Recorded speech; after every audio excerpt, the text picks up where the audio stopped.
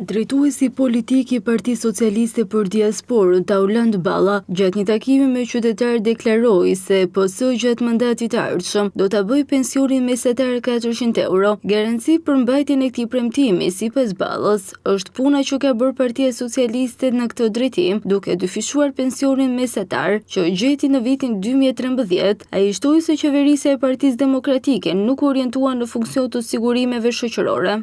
Gjeti një skem pensionesh e cila kishte falimentuar, larg qoftë sikur të vazhdonte edhe i vit Saliu, ne s'do kishim mundësi të jepshim pensionet.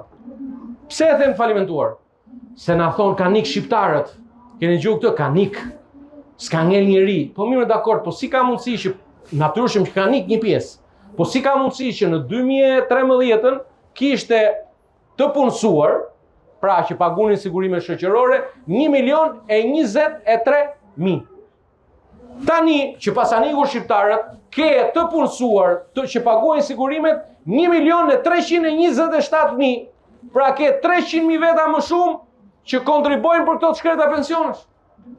Por që ta dini edhe që është angazhimi jonë, po, është e vërtet që ne do të bëjmë shumë dhe ne do ta bëjmë pensionin mesatar, e gjetëm 86 euro kur ja morëm pushtetin Saliut dhe do ta bëjmë 400 euro brenda mandatit tonë të ri. Në të njëjtën lim me kryeministin Edi Rama, Balla cilësoi skemën si një plagë që po mbyllet.